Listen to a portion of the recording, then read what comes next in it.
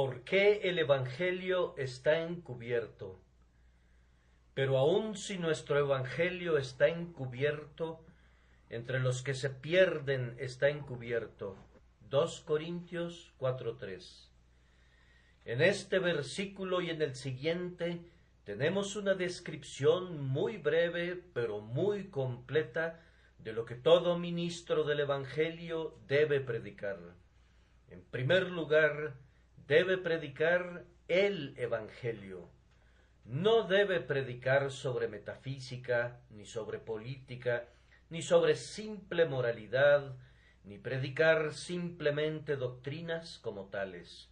Debe predicar el Evangelio, que quiere decir buena nueva, algo nuevo y algo bueno, tan bueno que nada lo pueda igualar. Son las buenas noticias de misericordia para el culpable, las benditas nuevas de que Dios baja al hombre para que el hombre pueda subir a Dios, las nuevas de bienvenida de la expiación hecha por la culpa humana. Es tan nueva como buena. Llega como una extraña novedad para el oído atento. La mitología nunca lo soñó, el intelecto humano nunca lo hubiera podido inventar, ni siquiera el intelecto de los ángeles podría diseñar un plan tan justo para Dios, tan seguro para el hombre. La ocupación del ministro cristiano es predicar estas buenas nuevas, hacer del conocimiento de los pecadores la buena noticia de que hay un Salvador, mostrar a los culpables a Cristo y decir constantemente a cada pecador: cree en el Señor Jesús y serás salvo. A mí no me importa cuánta sea la cultura o la elocuencia del ministro, aunque pueda hablar con la lengua de los hombres y de los ángeles, si no predica a Cristo y exhorta a los pecadores a confiar en Él, ha equivocado su misión y se ha desviado del gran objetivo para el cual fue enviado.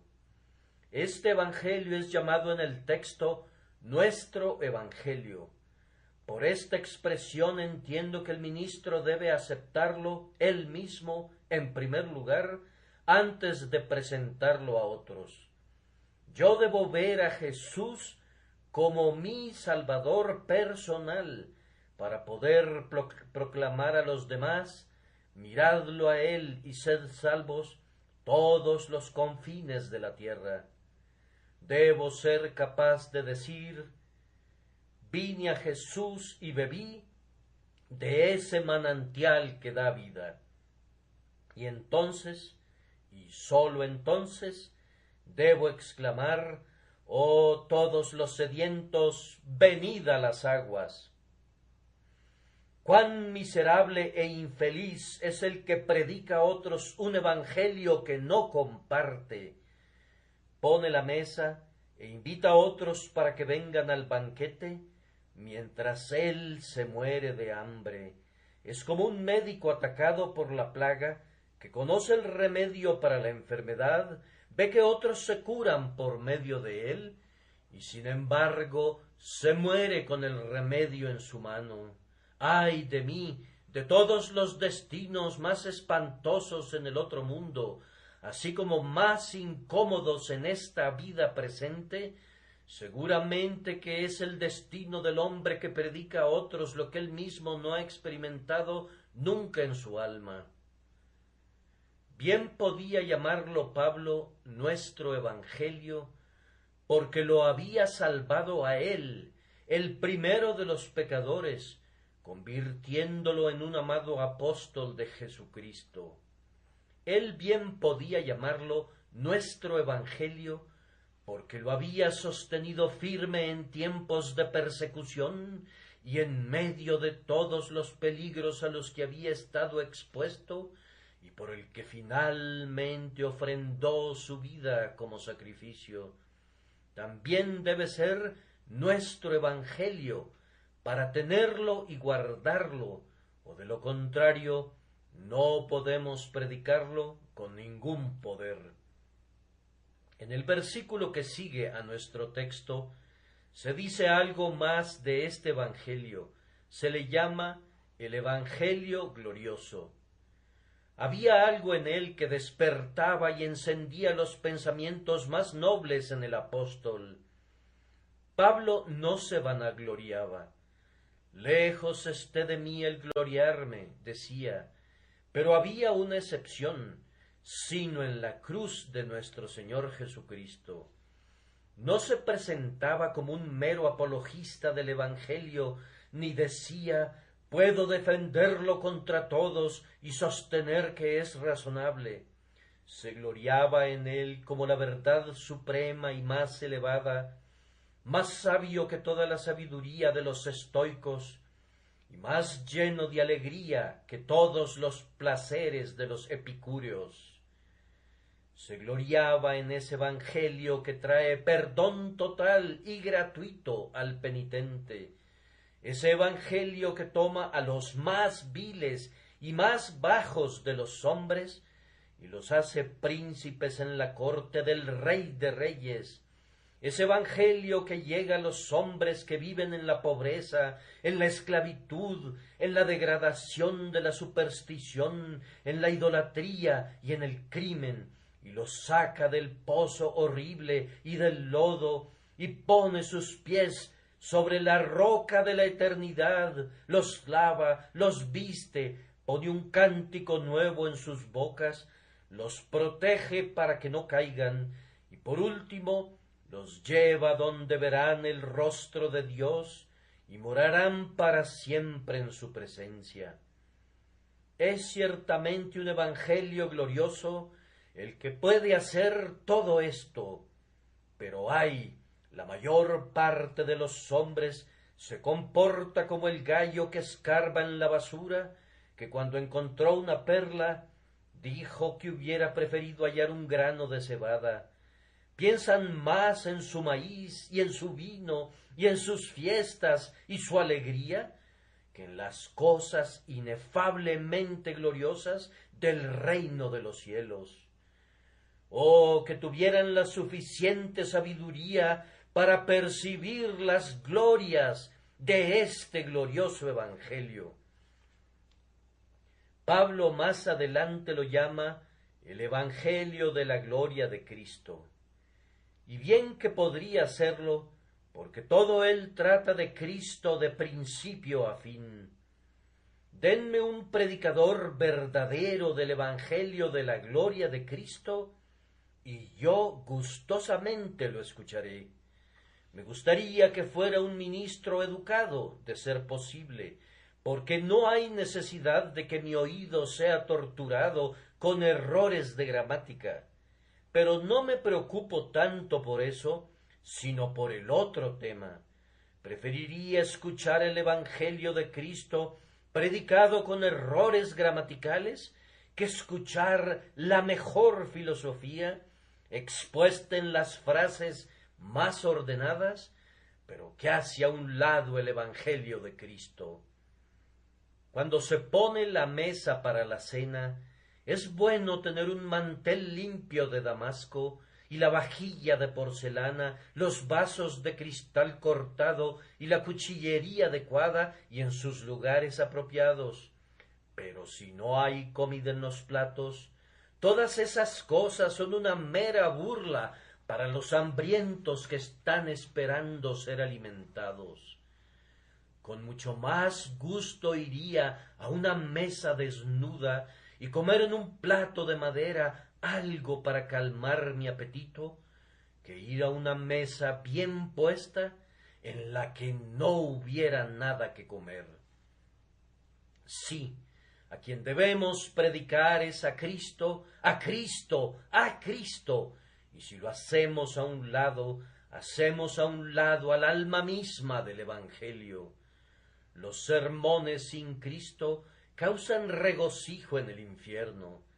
Los predicadores sin Cristo, los maestros de catecismo de los domingos sin Cristo, los líderes sin Cristo, los que distribuyen folletos sin Cristo, ¿qué hacen todos ellos? Simplemente ponen a trabajar al molino sin poner maíz en su tolva. Todo su esfuerzo es inútil. Si ustedes hacen a un lado a Cristo, simplemente están dando golpes al aire o van a la guerra sin ningún arma con la que puedan golpear al enemigo. Querido amigo, si no eres convertido, déjame hacer una pausa durante unos instantes para recordarte que este no es un evangelio del yo, ni un evangelio de obras, ni un evangelio de bautismo, ni un evangelio de sacerdotes, ni un evangelio de ministros, sino que es el evangelio de la gloria de Cristo. Olvida a quienes lo predican si quieres, pero, no olvides al Salvador sangrante y agonizante, a quien se te pide que veas. Tu esperanza debe estar en Él y sólo en Él. A Él con afecto te dirigimos y le rogamos al Espíritu Santo que cierre tus ojos para todo lo que no sea Él, a quien Dios ha establecido para hacer propiciación por el pecado. Hay vida cuando se mira al crucificado, hay vida en este momento para ti. Entonces, mira, pecador, míralo a Él y sé salvo, a Él que fue clavado en el madero. No son tus lágrimas de arrepentimiento, ni tus oraciones, sino la sangre la que expía por el alma. En Él que la derramó por ti, cree de inmediato y pon sobre Él tu carga de iniquidades. Por sus azotes somos sanados. ¿Qué más querrías? Y Él se ha hecho nuestra justicia. Te invita a ponerte el mejor traje del cielo. Oh, ¿cómo podrías estar mejor ataviado? No dudes en darle tu bienvenida. Dios ha declarado que no queda más por hacer, que a su tiempo una vez apareció en el mundo y completó el trabajo que inició. Con esta introducción más bien larga, llego a los 3 puntos sobre los que voy a hablar brevemente, aunque muy solemnemente, porque creo que tiene que ver con muchos de ustedes. Así que, primero, pregunto, ¿por qué está este evangelio encubierto para alguna gente? Segundo, ¿cuál es el estado de aquellos para quienes está encubierto? Y tercero, ¿qué se debe temer en lo que concierne a ellos en el futuro? Primero, ¿por qué está encubierto este evangelio para algunas personas? Es evidente que hay algunas personas en el mundo que no entienden el evangelio, y me atrevo a decir que el evangelio nunca es entendido hasta que es recibido. Podría pensarse que los hombres podrían muy rápidamente entender algo tan simple como crean y vivan. Sin embargo, los que hemos sido convertidos debemos confesar que no entendimos el evangelio hasta que lo recibimos. Estoy seguro de que nunca entendí el plan de salvación hasta que creí en el Señor Jesucristo, y cuando creí, todo el tema me pareció tan simple que me pregunté por qué no lo había entendido antes. Ustedes observan que el apóstol declara que no fue su culpa que el evangelio estuviera encubierto para algunas personas, y aunque no nos podríamos comparar con ningún apóstol, tenemos tan claro este punto de lenguaje sencillo como cualquier apóstol de los que han vivido. Si nuestro evangelio está encubierto para cualquiera de nuestros oyentes, no es por el lenguaje fino que utilizamos. Nos parece que hay quienes, al predicar el Evangelio, caen en una oratoria tan elocuente que su Evangelio está encubierto para los que lo oyen, pero esto no es un pecado del que se nos pueda acusar. Utilizamos lo que Whitefield llamó lenguaje del mercado. Usamos mucho más las palabras sencillas que las complicadas. Si tuviéramos que encontrar al Evangelio a través de los tipos y símbolos de la ley, podríamos tener dificultad en entenderlo, pero el Evangelio que tenemos que predicar es este simplemente: cree en el Señor Jesús y serás salvo. Confía en Él, que sufre como sustituto en tu lugar, y serás salvo.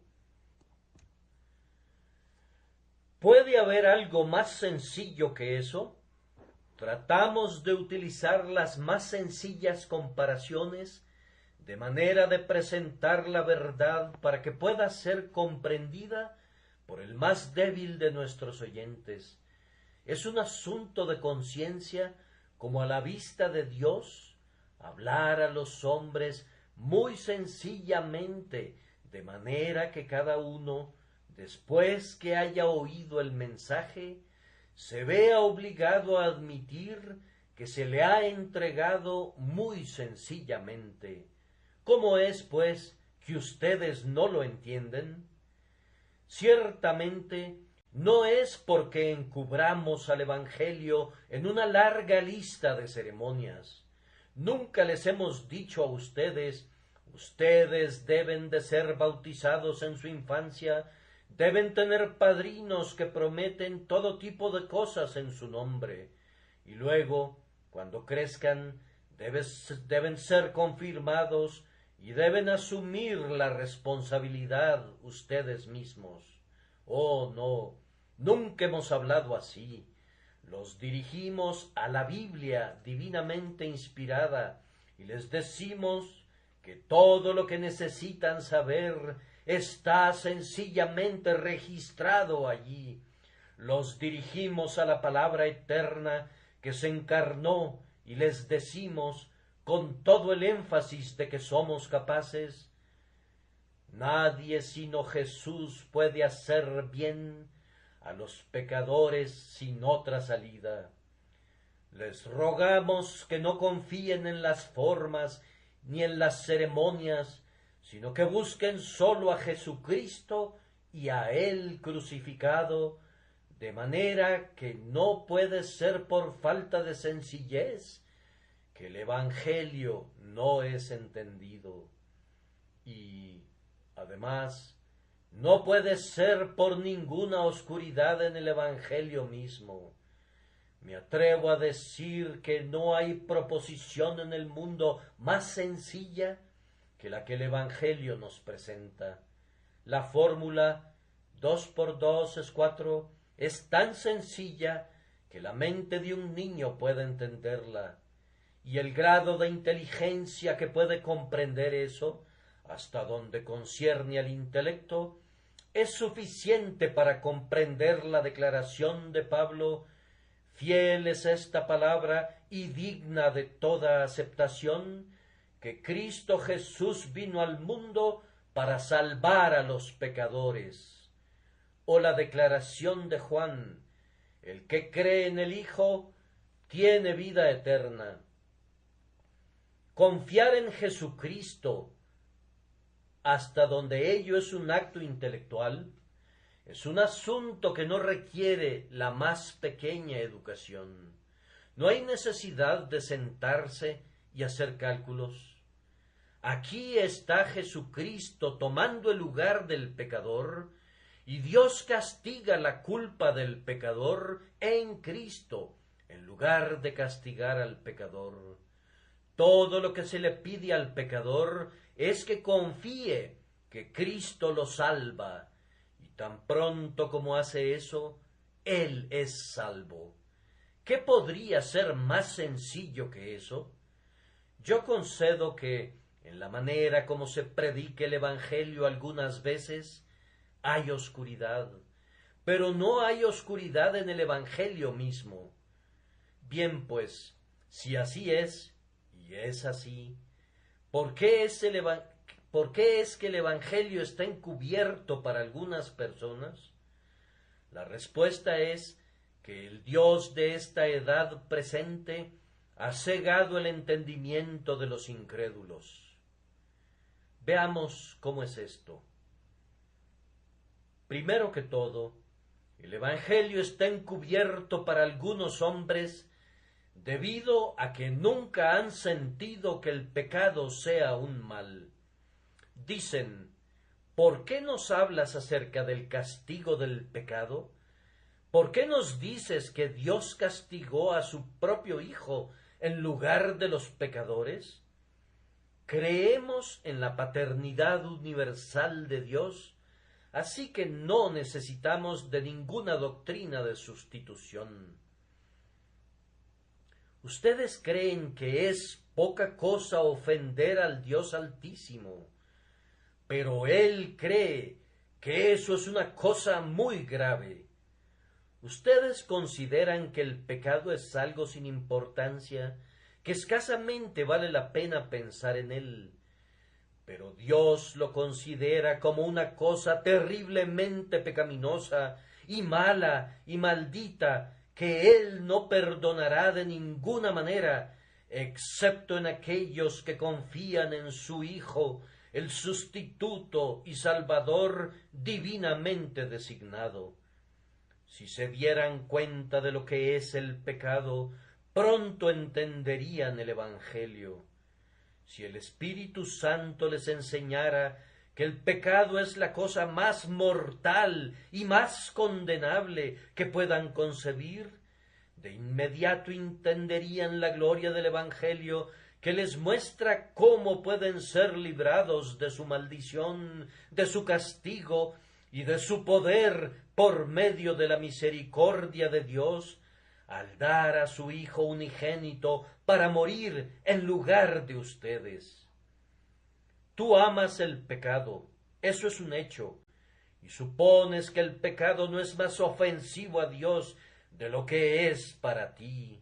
Infeliz de ti, estás fascinado por la serpiente que ha llenado tus venas con el veneno que arderá en ti para siempre, a menos que mires por la fe a Él, que fue colgado en la cruz, igual que Moisés elevó a la serpiente de bronce en el desierto, para que todos los que la miraran pudieran vivir. Quiera Dios darte gracia para que veas al pecado como Él realmente lo ve, pues entonces te darás cuenta de tu necesidad de un Salvador y prestarás atención al Evangelio que te invita a creer en Él para que puedas ser salvo. Otra razón por la que los hombres no entienden el Evangelio es que no se entienden a sí mismos. Algunos de los aquí presentes hoy piensan que se pueden salvar a sí mismos. Sé cuáles son los pensamientos de ustedes. Para este efecto son, si se comportan lo mejor posible, si dicen sus oraciones, si asisten a la iglesia o a la capilla, si dan limosnas a los pobres, entonces se irán al cielo. No han aprendido todavía que todo lo que hacen está manchado con la lepra del pecado y por tanto no puede ser aceptable para Dios. Sus mejores obras son malas, pues las hacen pensando que pueden ser salvos por medio de ellas. El egoísmo, por tanto, está en el fondo de ellas. No están sirviendo a Dios mediante esas buenas obras. En todo momento están tratando de servirse a ustedes mismos. Si se conocieran mejor, sabrían que todas esas obras no son sino solo pecado, hasta que el Espíritu Santo los conduce a conocer su necesidad de Cristo como el verdadero Salvador que necesitan. Si no estoy en la miseria, no tengo necesidad de los regalos de la caridad, y si ustedes no saben cuán necesitados son espiritualmente, nunca solicitarán la ayuda de Cristo. Pero al menos por una vez, dejen que las necesidades reales de su alma los miren fijamente al rostro, de manera que se den cuenta que son miserables y desventurados y pobres y ciegos y desnudos. Entonces el sencillo mensaje del Evangelio, cree en el Señor Jesús y serás salvo, será tan bienvenido en el alma de ustedes que casi saltará fuera del cuerpo para agarrarlo. Otra razón más de por qué los hombres no entienden el Evangelio es porque su voluntad no está sometida. Queremos saber, dicen, por qué son tan estrictos los requerimientos del Evangelio. Oh, señores, ese no es el lenguaje adecuado que pueden usar para con su Dios. El mensaje para ustedes es: si no os volvéis y os hacéis como los niños, jamás entraréis en el reino de los cielos. Ese espíritu fanfarrón que dice: ¿por qué es este el único camino de salvación? ¿Por qué se nos impone este precepto? ¿Quién es Jehová para que yo escuche su voz? Ese espíritu ha sido la eterna ruina de muchos. No hay probabilidad de que llegues a entender el Evangelio mientras pienses así. Desciende, hombre, desciende. No hay bendición para ti mientras te coloques tan alto. Que el Señor te dé a conocer las corrupciones y abominaciones que habitan en tu corazón, para que en la presencia del Dios 3 veces santo te rebajes en tu propia opinión y adoptes una conducta más humilde. Pero mientras tu voluntad malvada te diga: no haré lo que Dios requiere, no hay ninguna esperanza de que seas capaz de entender el Evangelio. Hay algunos que no pueden entender el Evangelio porque interfiere con sus intereses mundanos. Si sacas una moneda de tu bolsillo y cubres con ella la palabra Dios en tu Biblia, por supuesto que ya no puedes ver esa palabra. Hay una gran cantidad de hombres que nunca pueden ver nada que no sea dinero, dinero y dinero. No ven más allá de sus libros de contabilidad, nunca se elevan a nada que sea divino y sagrado. No tienen más espiritualidad que un montón de cerdos ante su comida. Dicen que no pueden entender el Evangelio, pero ¿cómo pueden entenderlo cuando su entendimiento ha sido roído completamente por la úlcera de su oro? Hay muchos aquí que no me conocen, pero quisiera hacer esta pregunta a cualquiera de los que no entiendan el Evangelio. ¿No hay acaso en tu corazón un deseo de no entenderlo? ¿No es un hecho muy triste que muchos de ustedes no comprenden a los predicadores del Evangelio porque no se quieren molestar en comprenderlos? Tienen un incómodo presentimiento de que la verdad del Evangelio y sus placeres no van de acuerdo. Ustedes son como los hombres que van por el camino de la bancarrota, pero que no se atreven a examinar sus libros para ver cuál es su estado. Y sin embargo, ¿conocieron alguna vez a alguno que recuperara su posición, rehusando mirar a sus dificultades cara a cara? ¿No es el plan más sensato conocer lo peor de su situación y conocerlo de inmediato? He conocido a algunos que no querían entender el Evangelio porque estaban involucrados en negocios que no soportarían un escrutinio. Hay otros que son impedidos de entenderlo debido a los pecados que los dominan. Si el Señor Jesucristo concediera perdones y permitiera que los hombres conservaran sus pecados, ¿qué multitud de discípulos de esa clase tendría? Pero Él dice que, aunque el pecado no sea tan querido como nuestro brazo derecho, debe ser cortado, y aunque sea tan precioso como nuestro ojo derecho, debe ser arrancado. Sin embargo, muchos no estarán de acuerdo con estas condiciones, y por tanto el Evangelio está encubierto para ellos. Ahora debo intentar contestar brevemente la segunda pregunta. ¿Cuál es el estado de aquellos para los que el Evangelio está encubierto?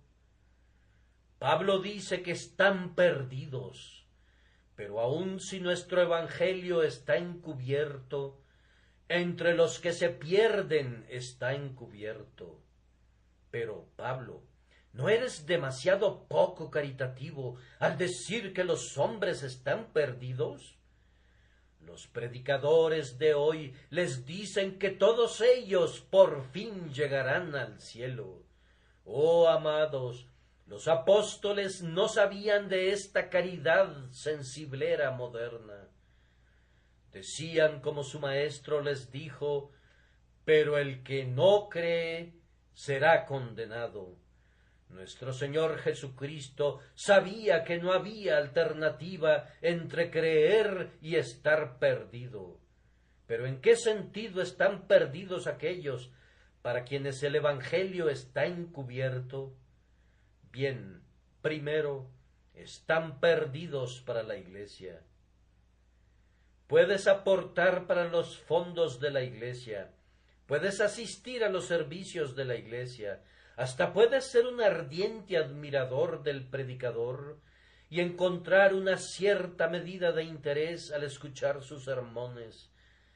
Pero si el Evangelio está encubierto todavía para ti, si no lo entiendes y no crees en el Cristo de quien habla, estás perdido para la Iglesia de la cual muchos a tu alrededor son miembros, y si permaneces como eres, estarás perdido para la única gran Iglesia de los primogénitos, y nunca formarás parte de la Asamblea General de los redimidos alrededor del trono de Dios arriba.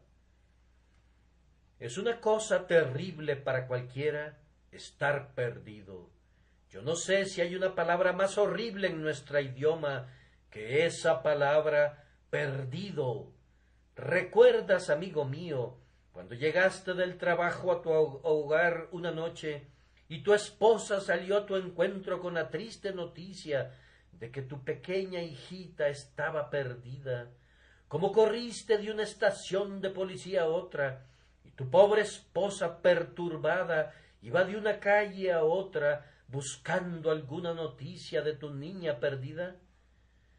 Fue su desdicha estar perdida en ese sentido, pero tengo la esperanza de que nunca tengas una niña perdida en el sentido de que sea por su culpa, cuando la madre noche tras noche busque en las calles frías algunas huellas de su pobre hija perdida.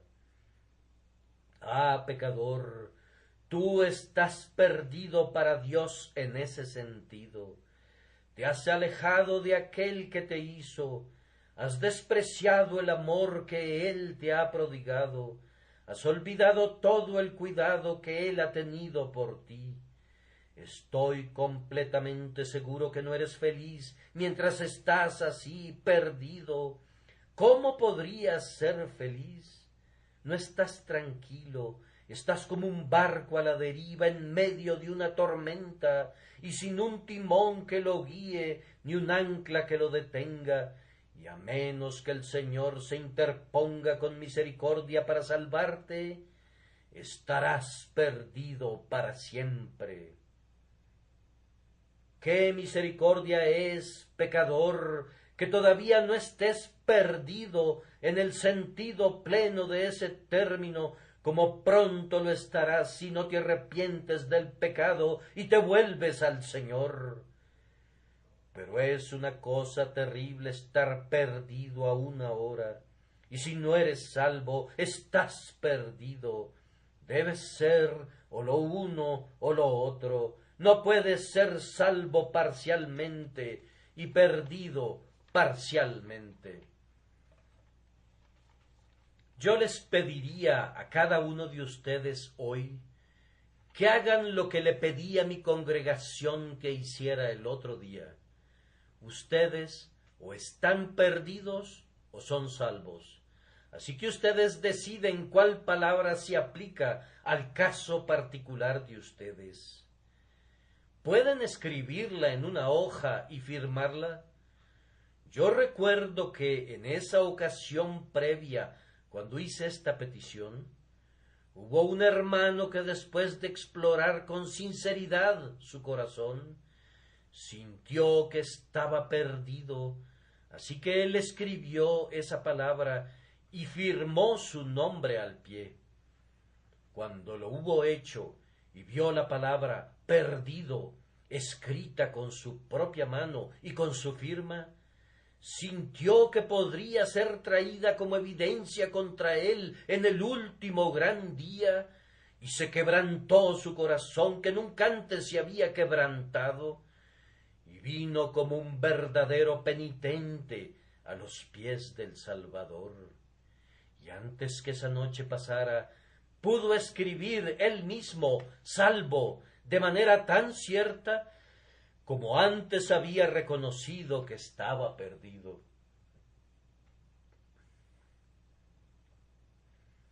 Yo ruego porque la experiencia de este hermano pueda ser repetida por muchos de ustedes hoy. No duden en analizar atentamente su propio caso. Si ustedes son salvos, no es difícil que ustedes mismos lo sepan, y si no son salvos, es bueno que lo sepan de inmediato. Si piensan que son salvos cuando no lo son, su ruina será más terrible, porque no tuvieron el valor de encontrar la verdad. Si hay alguna duda acerca de este asunto, que se aclare de una vez. Vayan a Jesucristo en este preciso instante y confiesen su pecado a Él, y confíen en que su preciosa sangre los lavará completamente.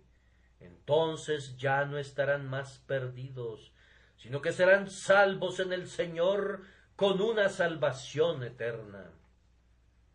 Ahora, para terminar, déjenme responder en unas cuantas frases a la tercera pregunta: ¿qué se debe temer en lo concerniente a aquellos para los que el Evangelio está encubierto? Es de temer que, además de su ceguera natural, una segunda venda haya sido puesta sobre sus ojos por el Dios de este mundo. Esta es una expresión muy notable, el Dios de este mundo. ¿Este mundo, pues, realmente adora al demonio?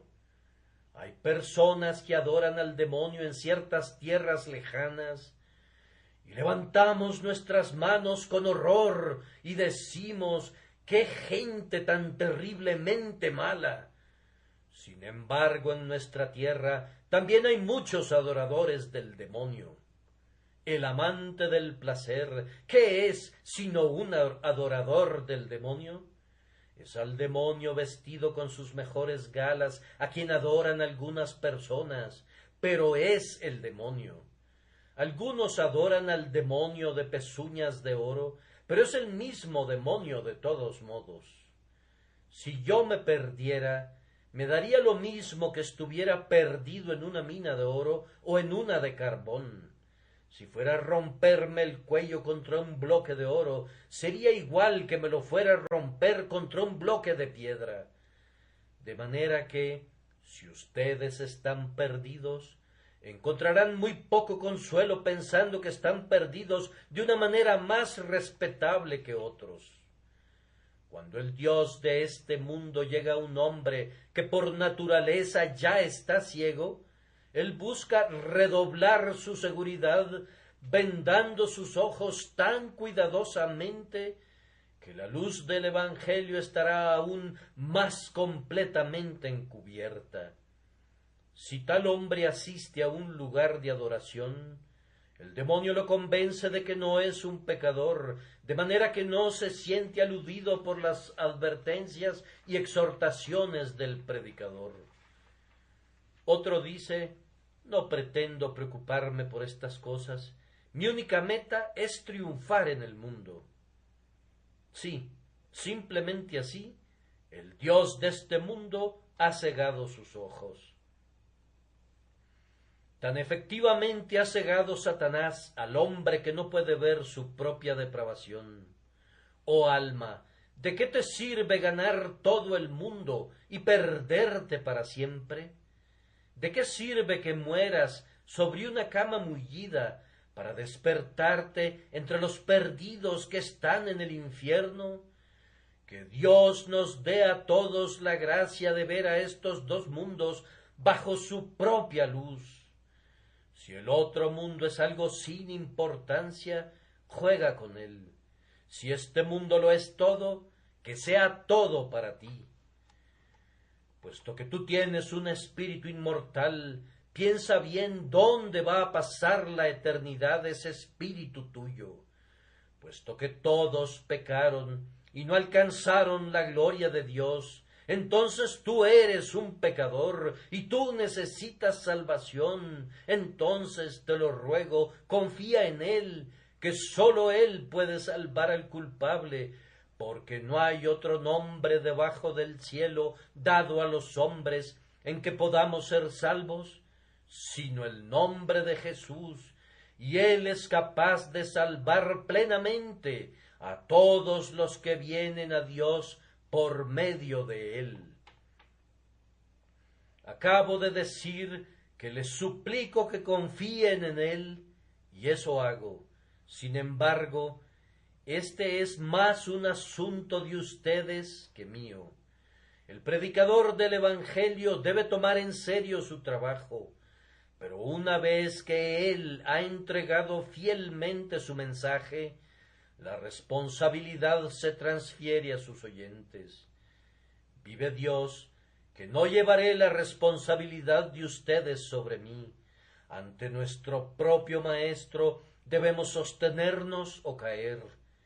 Pero, como tu amigo, como uno que devotamente desea que no te pierdas, te suplico que busques en Dios la gracia para deshacerte de las escamas de tus ojos, de manera que puedas ver el pecado y la salvación y todo lo demás tal como son a sus ojos, y puedas mirar a Jesús y encontrar la vida eterna en él. Jóvenes, algunos de ustedes tal vez van a la Universidad de Oxford o de Cambridge.